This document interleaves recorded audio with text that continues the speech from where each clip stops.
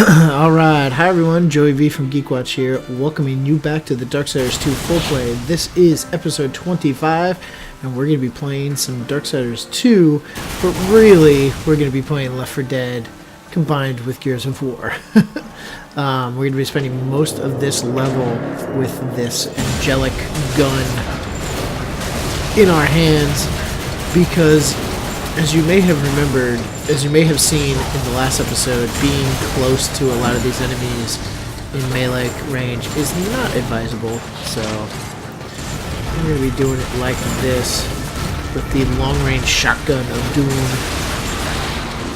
So, as you can see, it makes really short work of this huge, stupid creature, the Suffering. So yeah, welcome back. So this week, as I had mentioned yesterday, we are going through Darksiders 2, and we're working on finding two keys so that we can get to the last area. One of the keys is in heaven, and one of the keys is in hell. So right now, currently we are on Earth, and we're getting an item for an angel who will then, theoretically, help us get that first part of the key. So that's what we're doing currently. And surprise, surprise, we have to go get 3 pieces of a staff, and once we get all 3 pieces, then we'll be able to leave this area. And then probably do another 3 tasks, and then after that, you get it.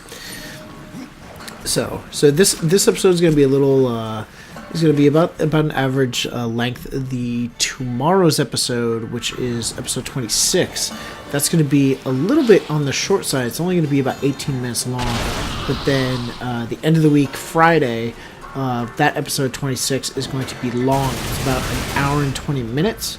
And the reason for that is we do a complete dungeon in that time. So I didn't want to leave you guys hanging on a dungeon, so that one was going to be quite an epic epic tale.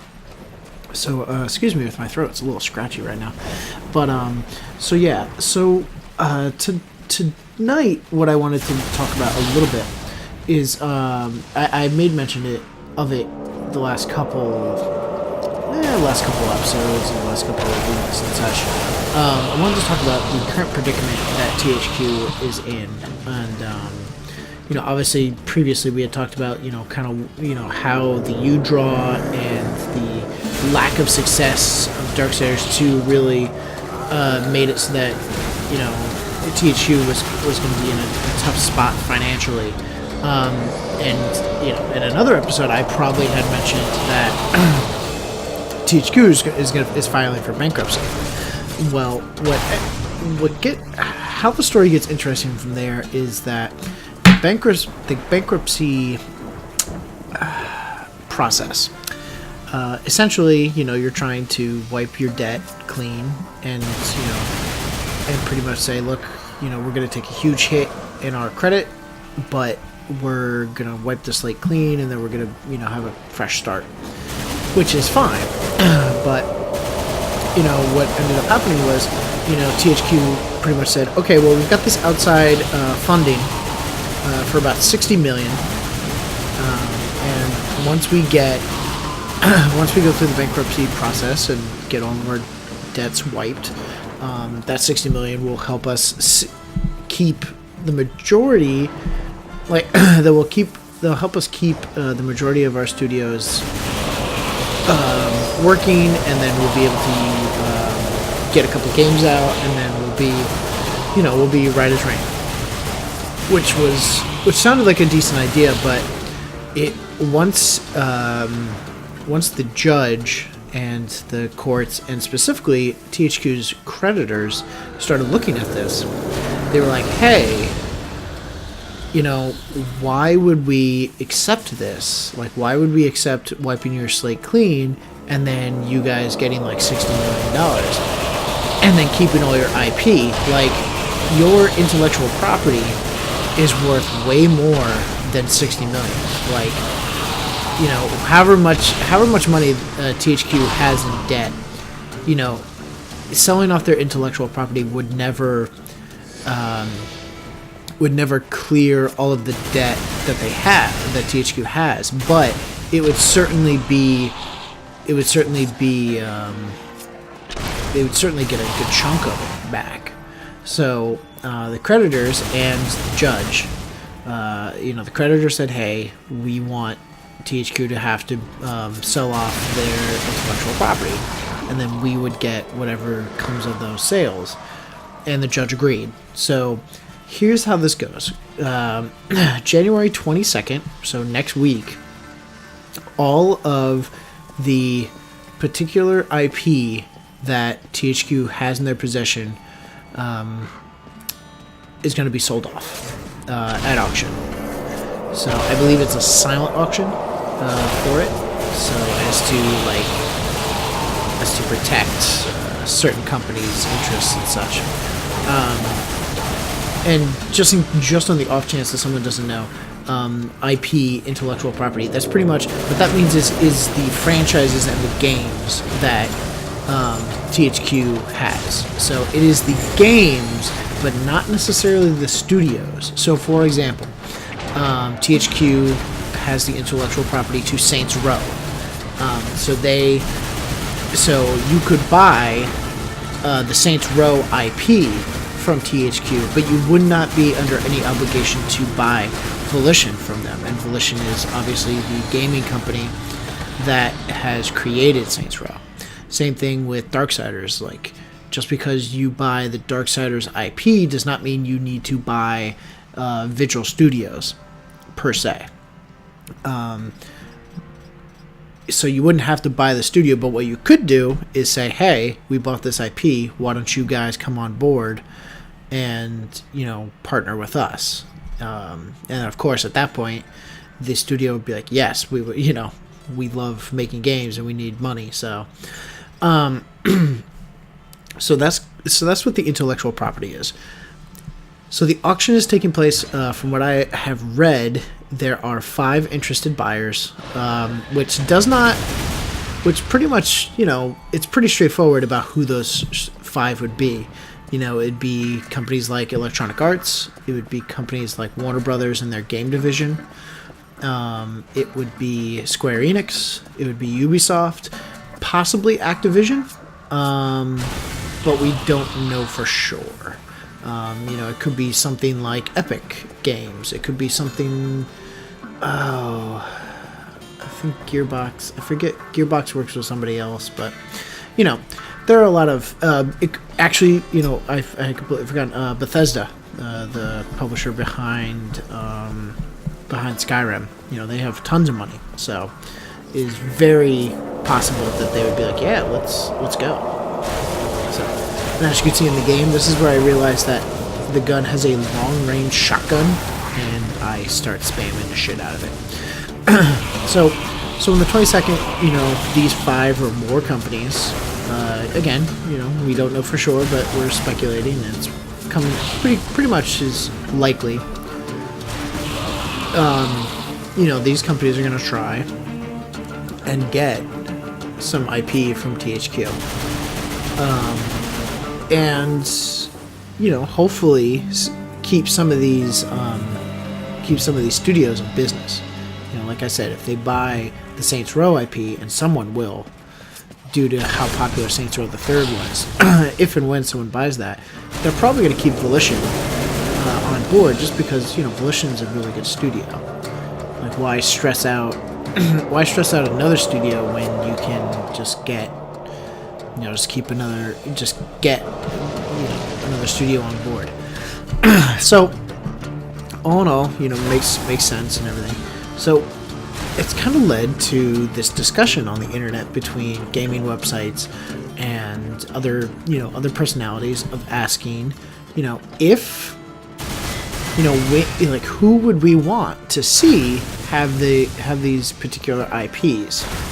And to be fair, there's only certain IPs that can be sold off, really.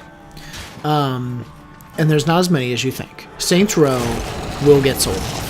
That is a 100% guarantee.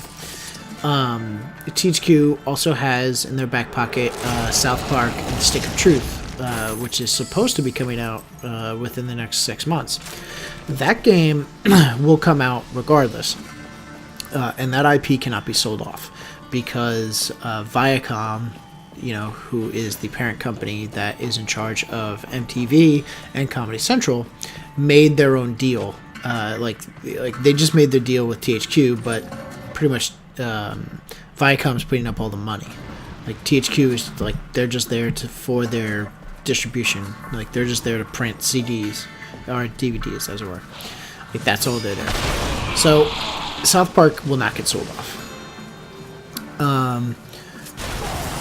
Another thing that will not get sold off is, let me make sure I'm getting this correct, is the Metro franchise. The Metro Last Light Metro, it's like 2033 or something like that. But that IP will not be sold off because the company making that, and their name escapes me currently, and I apologize for that.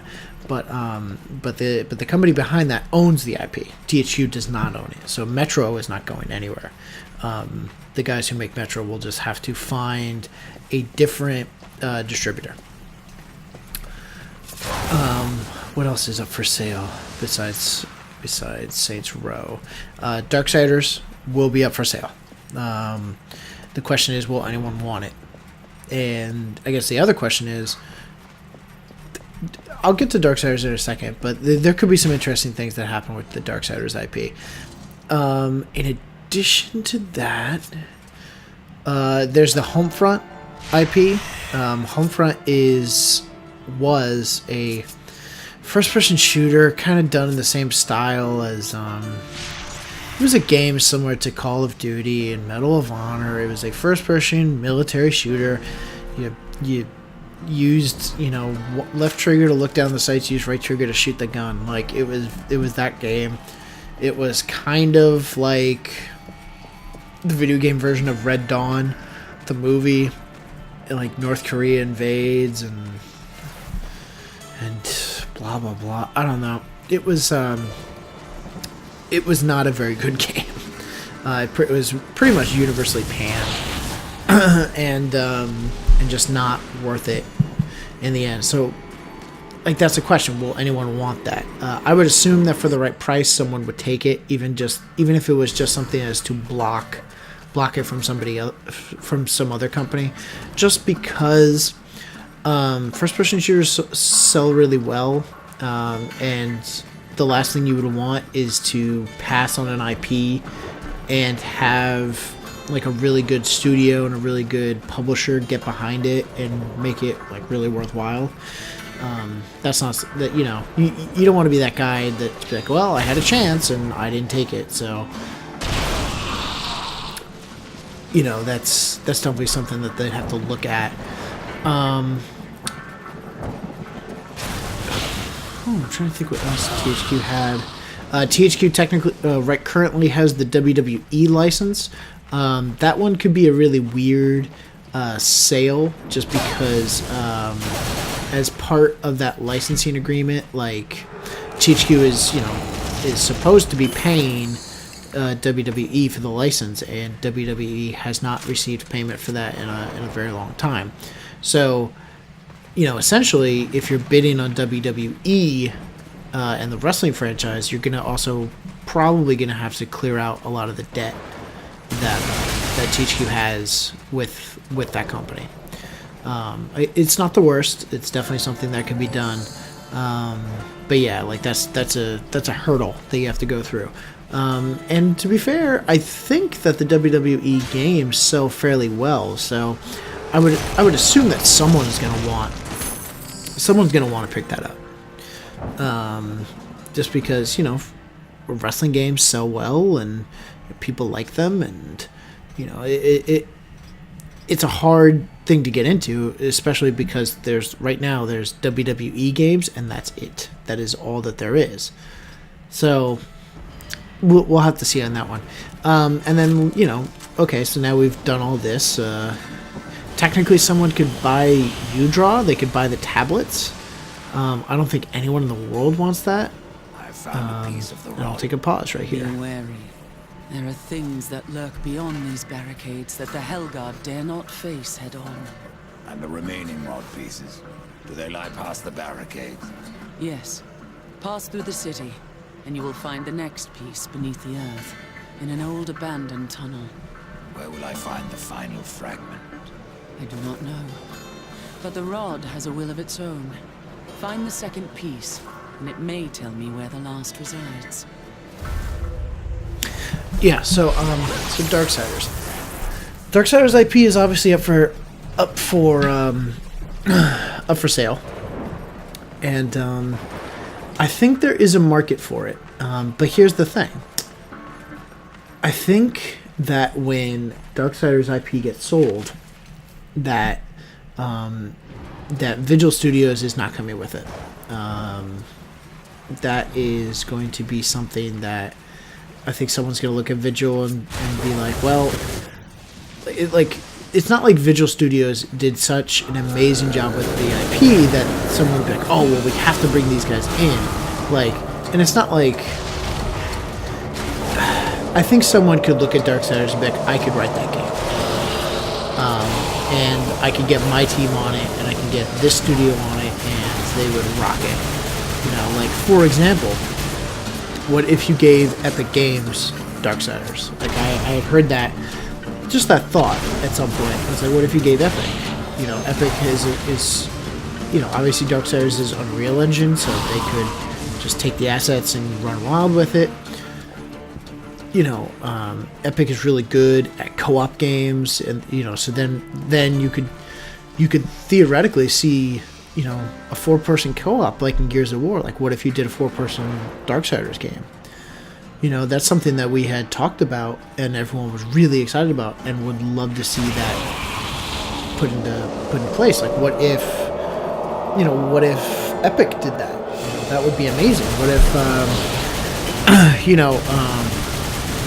just recently Square Enix released Sleeping Dogs, and Sleeping Dogs had a really troubled history. Like, it had been originally, it was a true crime game, then it was like a true crime Hong Kong game, and it was like all these like weird things, and it went from one studio to the next and one publisher to the next, and finally, Square Enix released Sleeping Dogs, and it was surprisingly one of the best games of the year of 2012. So like, what if they gave Darksiders, which is a troubled IP, over to what if Square Enix took that? Like, wouldn't that be cool?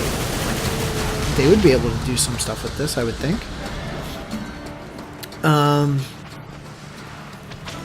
There are some interesting things. That you could see.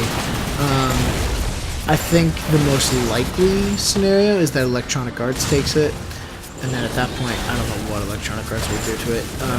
Electronic Arts makes some good games, but they would also probably mess it up in some weird way. I don't think Activision would take it. It's not popular enough.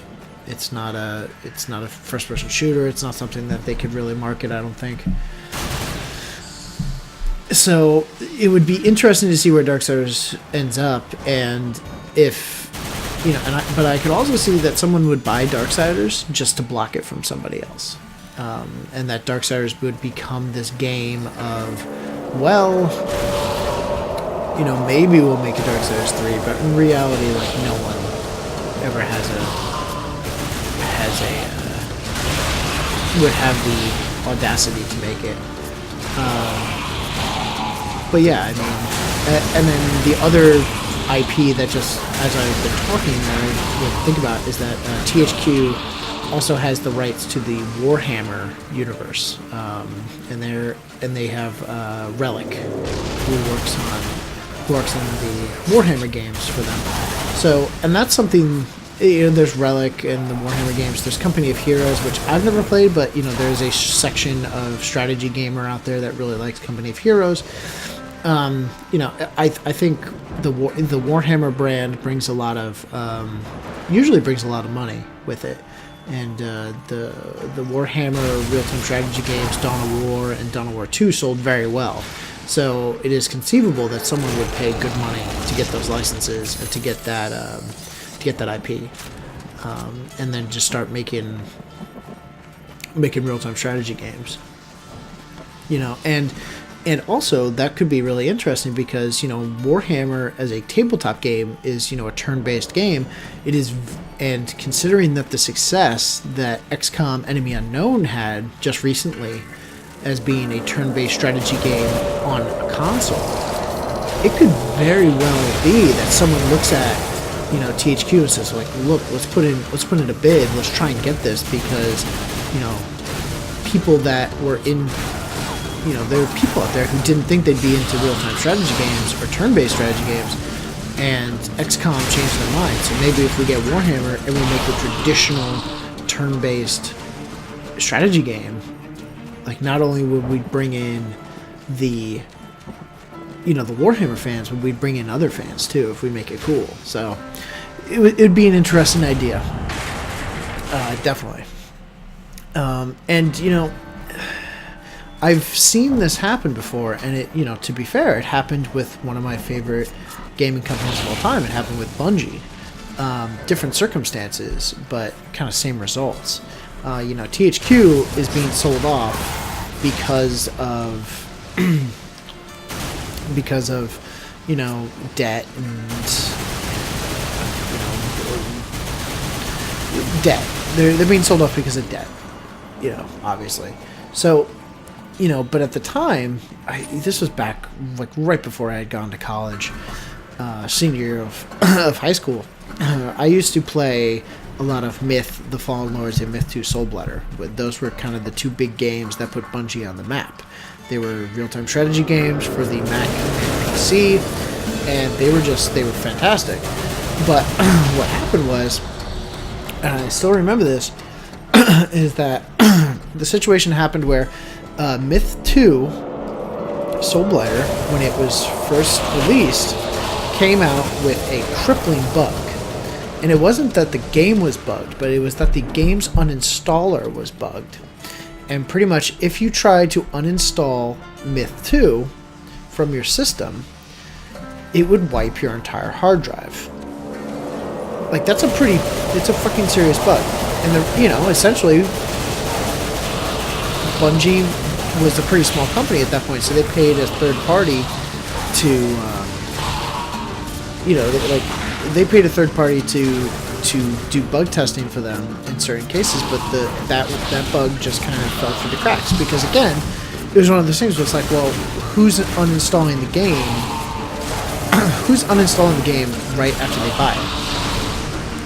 But, you know, essentially, you know, someone installed it, but then, you know, I guess tried to clear up some more space or tried to do this and trying to get a clean install, and in the process wiped their entire hard drive. So they had to do, and this was the worst, they couldn't do a patch because internet was around, but it wasn't like super widespread. They couldn't just be like, oh, just download the patch, or it wasn't like it was on a console where it'd be like, oh, before you even open this game, you know, here's a patch. It was one of those things where it was a physical medium, so they had to literally do a recall. I don't know why I used literally there, but it doesn't matter. They had to do a recall, and so all Myth 2 CDs, DVDs, and everything had to come back. And then they had to destroy them, and then make new... And then they had to make new discs. So, that cost a lot of money, and Myth 2 did not sell as gangbusters as they thought. And immediately after Myth 2, they went on to make... They were in the process of making Oni, and they had just shown off the first trailer for Halo. And Halo is going to be a third-person action game that was... And it was originally shown at a Macworld convention. It was shown on Macintosh first. And they were going to make it a cross-platform game. You know, it was going to be this big, huge, awesome thing. And what ended up happening was that pretty much all the Bungie guys had to look at their finances and be like, look, we're fine now, but if Oni bombs, on the off chance that Oni bombs, we will not have enough money to produce Halo and like, we won't have enough money to produce Halo, and then we'll go bankrupt. So, and they didn't want to do that. So this is where, you know, Bungie had to make the choice. And Bungie's choice was to be bought up as a first-party studio of Microsoft. And that's how, you know, Halo came to Microsoft consoles, and that's how Take-Two Interactive, another publisher, it got the rights to the Oni franchise and to the Myth franchise. And, you know, interestingly enough, Take-Two did make a Myth game. They made Myth 3, and it bombed. It bombed terribly. And, like, immediately after that, they pretty much just locked up any Bungie IP and just threw it in the garbage. Like, it's like Take-Two still has that IP, but no one's ever going to use it. A similar thing could happen here with Ubisoft. You know, Ubisoft's going to get sold off, and some of this IP is going to be used, and some of it's not. And there's a very distinct and real chance that Darksiders is the IP that no one will use. That someone will just buy it to block someone else from doing it. This happens all the time. It's just one of those things that happens all the time. But, you know, we'll have to see. I will be interested to see who buys what and who gets what. And, you know, I really hope that these game developers that were working on these IPs can move to these new publishers and new studios. You know, and that they get used. You know, it'll be interesting. You know, and it's a similar thing to what happened to 38 Studios last year. Like, someone had to go in and buy that IP and buy those. You know, people were buying stuff, like assets, computers, everything from those studios, from 38 Studios. So, you know, maybe someone brings back Kingdoms of Amalur. I can't imagine that happening, but it's possible. You know, same thing that I feel like someone's going to buy Homefront, but I don't know if they're going to use it. I have a feeling that they will, just because it's a first-person shooter, and first-person shooters sell. Like, as bad as the new Medal of Honors have been, I bought those games, and that's fucking frightening, because those games are bad. They are not good. They are uninspired. But they bought them because they're military shooters. So it'll be really weird to see what happens after all this. But theoretically, after all this happens, you know, THQ still wants to be around. They still want to make games after all this. And I don't know how that happens, especially when all of their IP is gone. Like, how do they convince? How do they get a studio to be like, yeah, we want to publish with you? Like, how does that happen? It's more likely that they sell off all the IP and THQ goes down and dies a slow death. You know, but we shall see. I am intrigued to see what happens with it. And, you know, as much as I was disappointed in Darksiders 2, I would come back for a Darksiders 3 that had all 4 horsemen. And that was a little bit more focused. And I think that the circumstances in which a Darksiders 3 would get made, it would be under the clause of making it more focused. Mostly because, you know, I had talked about this earlier, or, you know, in a previous episode, that when they were making Darksiders 2, like, THQ was, it was the weirdest thing, but THQ wasn't, like, you know, pretty much gave them carte blanche to do whatever the fuck they wanted. Vigil. And so Vigil just made this crazy-ass game, and there was no, like, editing process. They pretty much just put in whatever the fuck they wanted, whatever they thought was cool. And because of that, the game was, like, it was less. You know, it was not the sum of the parts. So, it'll be interesting to see if a Darksiders 3 ever gets made, how a company like would come in and be like, hey, we need a deadline here, we need a deadline here. That sounds like too much. This, and did like a study group of like, this is what made Darksiders 1 successful. These are the things that we liked in Darksiders 2. Let's only do this stuff. Let's cut the fat and let's make it co-op. Like that would be pretty sweet. Pretty sweet. So we will just have to see what happens on January 22nd, and see what news filters out from there. So I'd keep posted on it if you have any interest. I find the way that the game industry works sad in some ways, but also extremely intriguing. I think it's just really, really fascinating to see all the interpolitics and everything. So yeah, so that's what's going on with THQ, and that conversation went on for a really long time, and I'm happy we had it. And all the while, what's been going on here? Well, not much. I've been killing hordes of enemies that die in one shot, and I've been pretty much playing the Gears of War game without cover. That's pretty much it. So it is what it is. This wasn't the most fun stage to play. It really wasn't, but it wasn't the worst. Like I said before, I'm just happy that it's a little bit more linear, that it's a little bit more focused. Linear is not necessarily a bad word. It's just hard thing to be focused. That I enjoy. Like, go here, go there. I wish that this level was a little bit shorter. I wish that the level was not as reliant on the gun as it seems to be, and it pretty much is. Trust me, you could easily kill those guys in melee, but it's just not worth it. It's essentially not worth it to do that, I don't think. So it's just easier to mow them down with this gun. I feel like in Darksiders 1, the gun sections were way shorter and kind of sprinkled in throughout. Like, here's a gun section, short. Here's a gun section, short.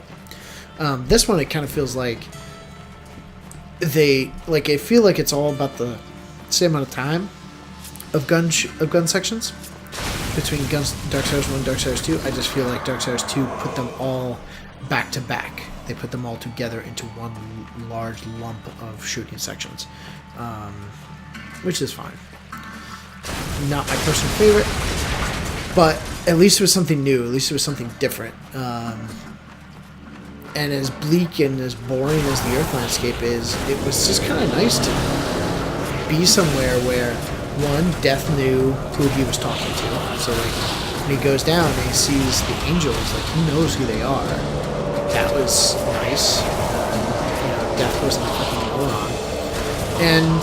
And also for him to just, like, to just have a purpose and to know what it is and to go, and he's like, okay, I'm gonna go down here, I'm gonna get this thing, and I'm gonna come back and I'm gonna get the key. It was a lot easier to swallow. So we are almost to the end of this episode.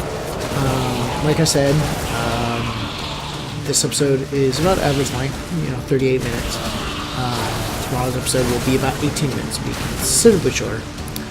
So, but like I said, the last episode of the week, the Friday episode, is a doozy. It's a longie.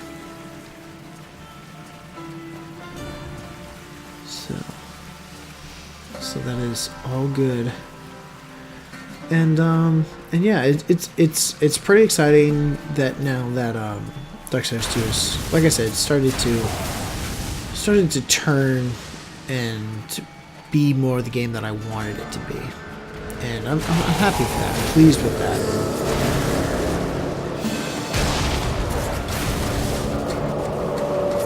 Although although that being all said, I wish that this section was just a little bit shorter. It feels a little long, but it's okay. A couple of the drop rate of health potions being greater, that would have helped. I don't get into too much trouble, but you know, it's a long time in between health potions. It would have been nice if there was. I know that all the loot is random, but it would be nice to just have like a little bit of a higher probability, just to get them, even if it was like a high probability on the giant suffering creatures. So that way, it's like, okay, I made it all the way through. I get a checkpoint. It's like a mini checkpoint. Here's my health potion for that. But you know, who knows? Not a big deal.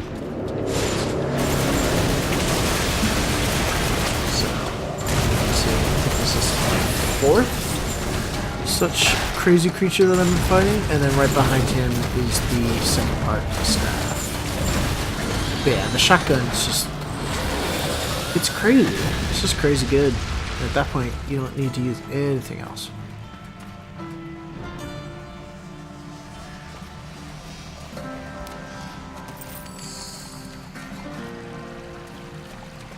Ooh, what's that? Don't care. Gimme.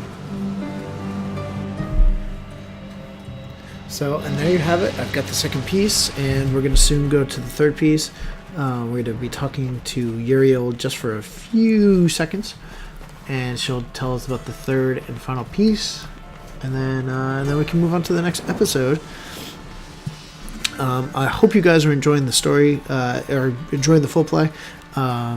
Please leave a comment down below what you've liked, what you don't like, and let me know about your thoughts on the THQ intellectual property auction. What games are you most interested in seeing in different developers' hands? What are you afraid may happen with some intellectual properties? What publishers would you absolutely not want to have certain IPs?